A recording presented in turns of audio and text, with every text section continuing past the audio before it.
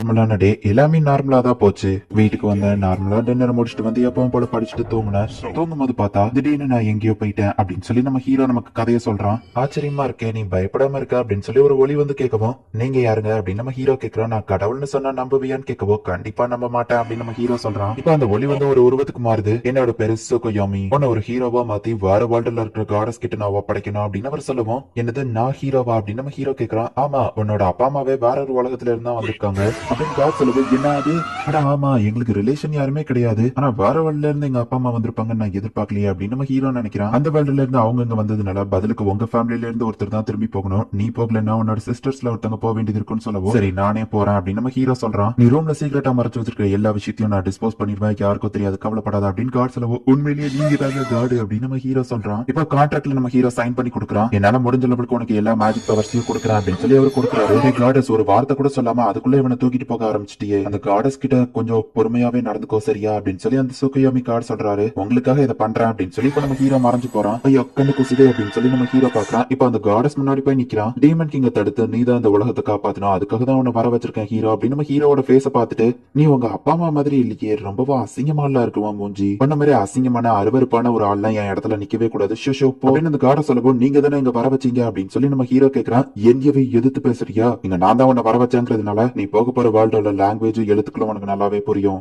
எல்லாரோட லாங்குவேஜும் புரியும், ஆனா ஒருத்தங்களோட லாங்குவேஜ் தவிர இதை வச்சுக்கோ, இதை தவிர்த்து நான் உனக்கு எக்ஸ்ட்ரா பவர்லாம் எதுவும் தரமாட்டேன், உன்ன மாதிரி ஒரு குப்பெல்லாம் என்னோட பிரசீஸான ஹியூமன்ஸ் கிட்ட போக கூடாது, அவங்க கிட்ட இருந்து விலகியேறு அப்படின்னு சொல்லி இப்ப நம்ம ஹீரோ மேல இருந்து கீழே போட்டுதான் ஆரம்பத்திலேயே நான் சாவ போறேனா அப்படின்னு சொல்லி நம்ம ஹீரோ விழுந்துட்டு இருக்கான். டக்குனு அந்த சுகியோமி கார்டு வந்து நம்ம ஹீரோ ஸ்டாப் பண்ணிட்டு, மேல இருந்து நீ கீழே விழுந்தாலும் இறந்து போக மாட்ட, இடத்துல தான் உன்னோட ஸ்ட்ரென்த்துக்கு லிமிடேஷன்ஸ் உண்டு, இந்த வேர்ல்டுல நீ ரொம்பவுமே பவர்ஃபுல்லானவனா தான் இருப்ப, என்னால முடிஞ்ச எல்லா பவர்ஸையும் நான் உனக்கு இப்ப கொடுக்குறேன், நான் இப்படி வேற வேர்ல்டுக்கு வந்து பேசுறதுக்கு என்னோட மேஜிக்கு நிறைய செலவழிக்க வேண்டியது இருக்கும், இன்னும் பல செஞ்சுரிக்கு நான் ரெஸ்ட் எடுத்து தான் இந்த மேஜிக்கு திரும்ப அடையணும், நான் உனக்கு இந்த வேர்ல்டுல கொடுக்கறது ஃப்ரீடம், நீ என்ன வேணாலும் பண்ணு அப்படின்னு சொல்லிட்டு அவர் அப்படியே மறைஞ்சிருந்தாரு. நம்ம ஹீரோவா அவருக்கு ரொம்பவும் தேங்க்ஸ் அப்படின்னு சொல்றான். இப்ப அப்படியே திரும்பவும் கீழே விழுறான். அவர் சொன்ன மாதிரியே நம்ம ஹீரோக்கு எதுவும் ஆகல. சரி அவருக்காக வச்சு நம்ம இதை பண்ணுவோம் அப்படின்னு சொல்லி இப்போ 3 நாளா நம்ம ஹீரோ நடந்துகிட்டே இருக்கான். ஒரு பெரிய மவுண்டனை நோக்கி நம்ம ஹீரோ போய்கிட்டே இருக்கான். ஆனா 3 நாள் ஆகியும் மனுஷங்களை மீட் பண்ணல, சாப்பாடு இல்ல, சுவாரஸ்யமாவும் எதுவுமே நடக்கல. 3 நாள் சாப்பிடாம கூட நான் எப்படின்னு உயிரோட இருக்கேன், அது போக என்னோட ஸ்ட்ரென்த் ஒன்னும் அப்படியே இருக்கே அப்படின்னு நம்ம ஹீரோ யோசிக்கிறான். இந்த மாதிரி இசைக்கை வேர்ல்டுக்குள்ள வந்தோடனே ஹீரோக்கு ஏதாச்சும் ஹீரோய்க்கா வேலை இருக்கும், ஆனா எனக்கு எதுவுமே இல்லையே அப்படின்னு சொல்லி நம்ம ஹீரோ நினைக்கிறான். காப்பாத்துங்க அப்படின்னு ஒரு பொண்ணோட சவுண்ட் கேக்குது. அது எந்த பக்கத்துல இருந்து வருது? கண்டிப்பா ஒரு பொண்ணு தான், இந்த பக்கம் தான் அப்படின்னு சொல்லி நம்ம ஹீரோ செம ஃபாஸ்டா ஓடி போனா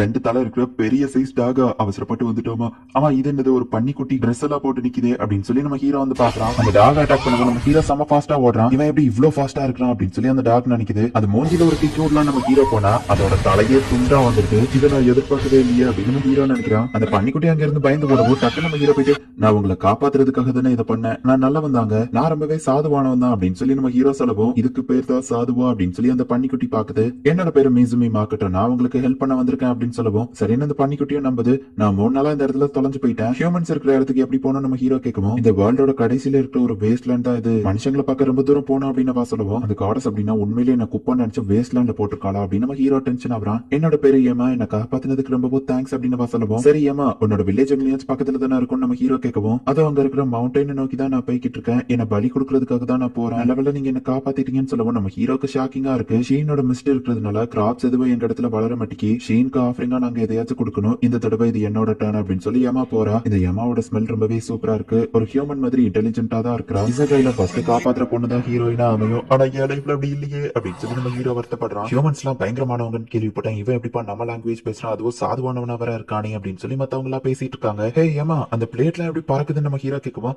இது சாதாரண மேஜிக், எல்லாருமே தான் யூஸ் பண்ணுவாங்களே அப்படின்னு சொல்றா. ஆனா எனக்கு எப்படி யூஸ் பண்றதுன்னு தெரியாது, எனக்கு மேஜிக் யூஸ் பண்ண கத்து தெரியா அப்படின்னு நம்ம ஹீரோ கேட்கவும், அவ்வளவு சரி ஓகேன்னு சொல்றா. ஃபர்ஸ்ட் நான் பேசிக் சொல்லி தரேன் அப்படின்னு சொல்லி அவன் மந்திரங்களை சொல்லி ஃபயரை கொண்டு வரா. சரின்னு இப்ப நம்ம ஹீரோவும் கம் ஃபோர்த் ஃபயர் அப்படின்னு சொல்லவும், ரொம்பவே பெரிய சைஸ் நெருப்பா வருது. ஏங்கப்பா இவ்வளவு பெருசா இது எப்படி இருக்கு? சரி நீ அதை இமேஜின் பண்ணி ஒரு ரவுண்ட் பாலா மாத்து, அப்புறமா டார்கெட் நோக்கி தூக்கி எறின்னு அம்மா சொல்லவும், சோ அப்படின்னா இமேஜினேஷன் தான் எல்லாமே அப்படின்னு சொல்லி நம்ம ஹீரோவா அதை பண்றான். அது ரொம்பவே பவர்ஃபுல்லா இருக்கு. ஆமா உன்னோட லெவல் தான் என்ன அப்படின்னு கேட்கவும், லெவலா அப்படின்னு சொல்லி நம்ம ஹீரோ முடிக்கிறான். நம்ம ஹீரோ பவர்ஃபுல்லா இருக்கிறதுனால எல்லாருமே ஒரு 200 லெவல் இருப்பான், 500 லெவல் இருப்பான்னு நினைக்கிறாங்க. நம்ம ஹீரோ அந்த ஸ்க்ரோல டச் பண்றான். எவ்வளவு லெவல் இருக்கா அப்படின்னு கேட்கவோ, நீ லெவல் 1ல தான் இருக்கன்னு சொல்லவோ எல்லாரும் டிசப்பாயின்மெண்ட் ஆகி போறாங்க. இப்போ அடுத்த நாளாவது பார்த்தா நம்ம ஹீரோ ஒரு லெட்டர் எழுதி வச்சுட்டு போயிருக்கான். ஏமா நீ எனக்காக எவ்வளவோ ஹெல்ப் பண்ணிருக்க, நீ கத்து கொடுத்த மேஜிக்கும் நீ கொடுத்த எக்யூப்மெண்ட்ஸ்க்கும் ரொம்பவோ தேங்க்ஸ், எனக்கு ஹெல்ப் பண்ண உங்களுக்கு நான் பதிலுக்கு ஹெல்ப் பண்ணணும்னு நினைக்கிறேன், சோ அந்த மிஸ்டர் இருக்கிற இடத்த நானே போய் பாத்துக்கிறேன் தெரிஞ்சுக்கிறேன் அப்படின்னு சொல்லி நம்ம ஹீரோ இப்ப அங்க வந்திருக்கான். யமா கொடுத்த அந்த ஸ்க்ரோல்ல இருந்து நான் நிறைய மேஜிக் கத்துக்கிட்டேன். இப்போதைக்கு எனக்கு யூஸ்ஃபுல்லா இருக்கும்னு நினைக்கிறேன் அப்படின்னு என்கேண்ட் நம்ம ஹீரோ இப்ப மேஜிக் கிரியேட் பண்ணி என்னோட இமேஜினேஷனுக்கு தகுந்தபடி இது மாறும் அப்படிதானு சொல்லி அந்த ஃபயரை இப்ப வில்லா மாத்தி பிரைம் மாதிரி இருக்கிற உன்னோட டார்கெட்ல வந்துட்டு நம்ம ஹீரோ அந்த ஃபயரை ஷூட் பண்றான். நம்ம ஹீரோ நினைச்சதை விட அவன் அட்டாக் ரொம்பவே பவர்ஃபுல்லா இருக்கு.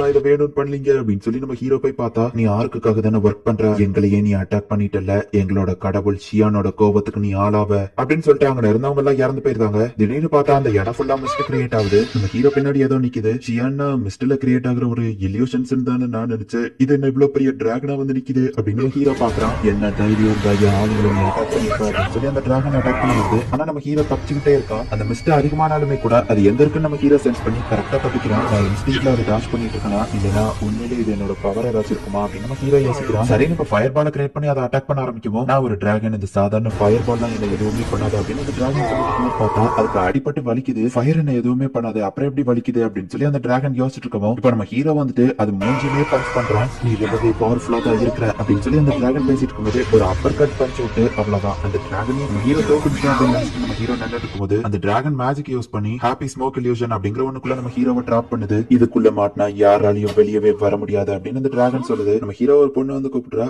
கசகவா என்ன சொல்லு அப்படின்னு நம்ம ஹீரோ கேட்கவும், சைட் போனி டெயில் அவளுக்கு அழகா இருக்குன்னு சொன்னதுல இருந்தே இவ சைட் போனி டெயில் தான் டெய்லி போட்டு வந்துட்டு இருக்கா அப்படின்னு நம்ம ஹீரோ பாக்குறான். மிசுமி எனக்கு ஒண்ணு ரொம்ப பிடிக்கும், என் கூட டேட்டிங் வரியா அப்படின்னு கேட்கவும், என்ன அது நீயா அப்படி கேக்குற அப்படின்னு சொல்லி நம்ம ஹீரோ ஷாக் ஆகுறான். இதெல்லாம் நடக்க வாய்ப்பே இல்ல அப்படின்னு சொல்லி நம்ம ஹீரோ மனசுக்கு தோணுது. என்னாச்சு உனக்கு என்ன பிடிக்கலையா அப்படின்னு கேட்கவும், இல்ல அப்படிலாம் இல்ல, அது வந்து ஆமா இப்படிதான் அது நடந்துச்சு, அவ அழுதுட்டு தான் இருந்தா அப்படின்னு சொல்லி நம்ம ஹீரோ மனசுக்கு தெரியுது. என்னாச்சு உனக்கு என்ன பிடிக்கலையா அப்படின்னு சொல்லி அவ கேக்குறா. அந்த டிராகன் நம்ம ஹீரோட மெமரிஸ் எல்லாம் பார்த்து இவன் வேற வேர்ல்ட்ல இருந்து வந்திருக்கான்னு தெரிஞ்சுக்கிடுது. அட இது என்னது பாக்குறதுக்கே ரொம்பவும் சூப்பரா இருக்கு, இத பத்தி அந்த பையன் கிட்ட கேட்டே ஆகணுமே அப்படின்னு சொல்லி அந்த டிராகன் நினைக்குது. அவ நல்லா பேசுற மாதிரி நம்ம ஹீரோக்கு இல்லியூஷன் தெரிஞ்சாலுமே உண்மை இது அப்படிங்கறத நம்ம ஹீரோ புரிஞ்சுக்கிடுறான். இது உண்மை இல்ல, உண்மையிலேயே என்ன நடந்துச்சுன்னு எனக்கு நல்லாவே தெரியும். உண்மையிலேயே நடந்தது என்னன்னா நான் அவளை அழதான் வச்சேன்.